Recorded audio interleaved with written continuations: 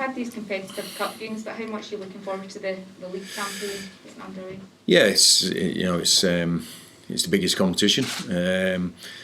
We aim to do well in it. We've got a tough challenge for the first game, Hibs at home. But this is what we're here for. These are the games that we work hard for, that we want to be professional footballers or coaches. It's for these occasions when it's everyone's optimistic and looking forward to the season starting in earnest in the league. And we've enjoyed the cup games. We've done what we needed to do and winning the group and going through. But obviously the whole pre-season was geared up to the start of the league, and it's right upon us. You of course came in during last season, so now that you're at the start of a first full season, Charles, what targets have you set? Improvement on last season. That's it. I think in professional sport, you've always got to try and improve everything you do. Even if you're at the top of the tree, you have to try and improve, and that's the target for us. It's been a broken pre-season really, with recruitment's been difficult, getting the right players in. We've had a lot of trialists in just to fulfil fixtures and look at those guys. So we've probably had what I would say our main squad training together maybe for 10 days, 2 weeks. So. But that's the challenge. I'm not the only manager that has that challenge in football, certainly in these times. But we've worked well. The players have worked well, and we want to try and improve from where we finished last season in all competitions. Is your squad where you want it to be for the season kick-off? Is there still a bit of work to do before the transfer deadline? Yeah, there's still a bit of work. We're still light in certain areas. We're really happy with our recruitment so far. I think we've brought in a real mix of good quality, experience and youth, and but certainly we're still a little bit light, and we probably want to carry maybe 2 or 3 players more than we probably first planned because of the issues with COVID and so forth, which are not going away, and at any point we could lose players through no fault of our own, and we have to be strong enough to withstand that as the season goes through. So we're still looking, we're still working hard. We've got some players that we're trying to get over the line, and we've still got an open mind about what we might find being let go by other clubs or being deemed surplus to requirements. Are you waiting almost to see where the English market picks up? They're obviously coming to the latter stages of their pre-season. They need to wait until that process happens before you can get targets you want? Yeah, it's that, but it's also the Scottish market, and as you can see with a couple of signings, we're looking at with the UK market. I think what happens is obviously the English clubs start later than us, so there's the timing issue is there, but also in Scotland, players will get towards the end of pre-season and realise they might not be first choice at their clubs, and that might push people out. So it's sometimes it's a waiting game to see what's available, and you've got to be ready to pounce on any opportunity that comes about. So it's not just the English market where we're looking at. We've brought in a Yala from Finland, and obviously he's been around Europe, but and we brought up some boys from England as well. We've just got an open mind. We're scouring everywhere that we feel that we can entice players from, and so we'll see what comes in the next month or so. Oh yeah, it looks like it comes with a bit of decent pedigree, obviously capped at international level and different things like that. Yeah, we look certain attributes from certain types of players.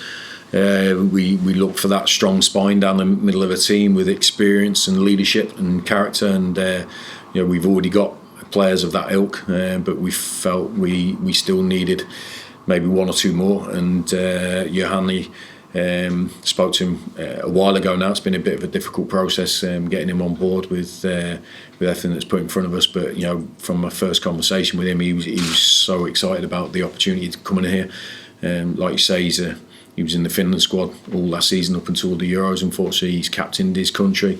He's played in 4 or 5 different countries at the top level. So we feel we've got an excellent centre half first and foremost, but a character and leader off the park, and that's really important to us. Fit for the weekend?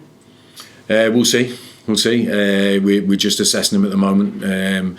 This is difficult. We've had in pre-season. Players have joined halfway through, or even 3/4 way through, and we're not sure what they've done at their previous club. Johanni's been in isolation over here, so he's had a lack of training. So it's a difficult moment for him. But he's been with the group in the last 24 hours, so we'll just assess where he is tomorrow and make the final decision. Graham, as you said, it's the start of your first full season. How would you assess your first 6-7 months at Motherwell? A tough challenge, but one I was well aware of and had my eyes wide open for. But a great club with excellent people that want to achieve, that want to support me and the team in winning games. We know where we need to improve, but we also recognise our qualities as a club and as a team. And I think our qualities are good, and I like to focus on the positive side of the game, the positive side of life, and I think there's loads to be proud about at Motherwell, but the challenge is there again for us this season. So I'm beginning to learn about last season it was learning about the SPL and how you win games and how you compete. This year it was this summer was learning about the pre-season issues, cup game straight away, the difficulty of recruitment. So you constantly learn as a coach and a manager about every scenario you go into.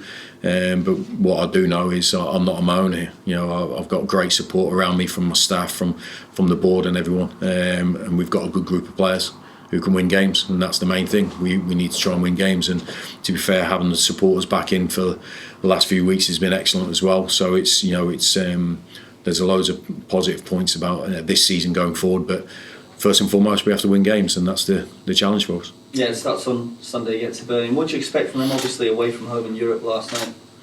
Look, they're a good team. They proved that last season, finishing third and going far in the cup competitions, and getting into Europe. So we know that it's a good team coming to Fir Park on Sunday. But we played them twice in my time here, and I think they know that we're a good team as well. And that's the challenge. I think both teams will understand that there's a challenge coming their way on Sunday. But we look forward to the game. I think it will be a good game of football between two good teams, and a beautiful surface, good crowd. It's one we're looking forward to. Hearing as Tilbury fans, it looks like it's heading for a sellout on Sunday, and a good away support as well. That must be a great way to start the season, just to get the fans back in numbers. Yeah, I think so. I think we felt that impact from when they first came through the door, and it's been real positive. Look, we didn't have a positive night in the cup a couple of weeks ago against a local rival, but I suppose we got them used to the trials and tribulations about being a Motherwell supporter really early, so give them a reality check about what we are. But I think hopefully they'll see that we're creating a team that's dedicated to their job, wants to win games for the supporters, for themselves, and but we need everyone together. That's the biggest thing in football, in life. I talk about it with my squad all the time about being together on and off the pitch, and we need those supporters to be with us as well. We can't do anything separated. Our club is fighting against much bigger clubs than us, week in, week out.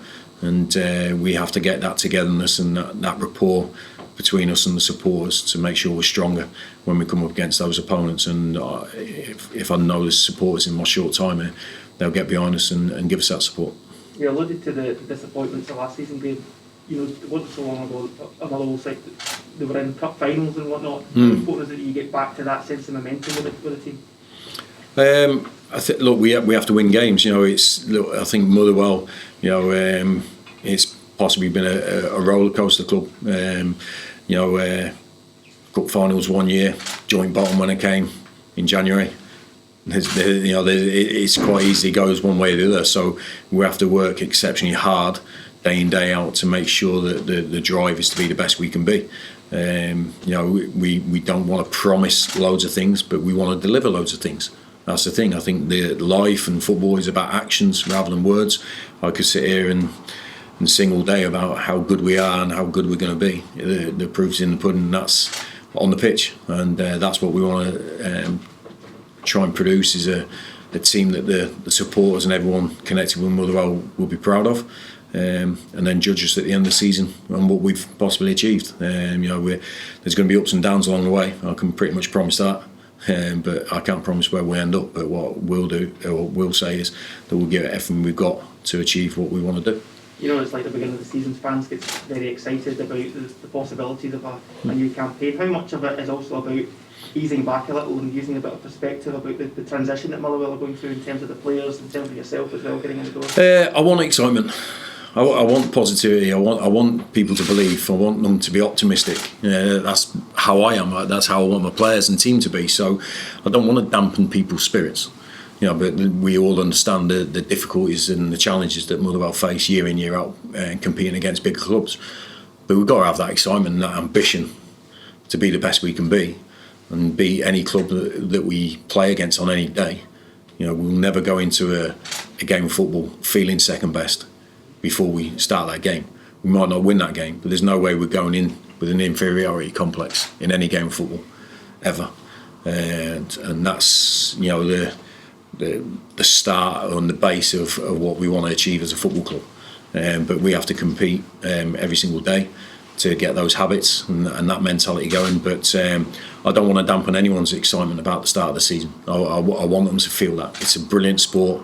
We're privileged to be a part of it, both as management staff, as players, media, supporters. It's a brilliant game, and it gets everyone's juices going. Sometimes the opposite way, but that's what makes it exciting and the good times better, because you know how tough it is as a sport. So I'm not going to sit here and try and dampen anyone's spirits going into the first game of the season. Can I also ask just the latest on Stephen O'Donnell? There was some reports that he may be attracting interest from elsewhere. Have you had any contact? Are you hoping that he remains here this season? No, that's. I feel like I've gone back to January, and there was speculation about him then as well, and then the start of the summer, and then the start of pre-season. Good players always attract attention, I expect his name to be linked and thrown around while the window is open, as we'll do with other players, I expect. But what I see from Stephen O'Donnell is a lad who's dedicated to his job and to his club and his team, and he trains like he wants to be here, he plays like he wants to be here, and he acts like he wants to be here. So as far as that doesn't change, then I'm happy with how it goes. But the day when we've got no interest in any of our players, I'll be worried. And be back from last week at all, Bevis? Or?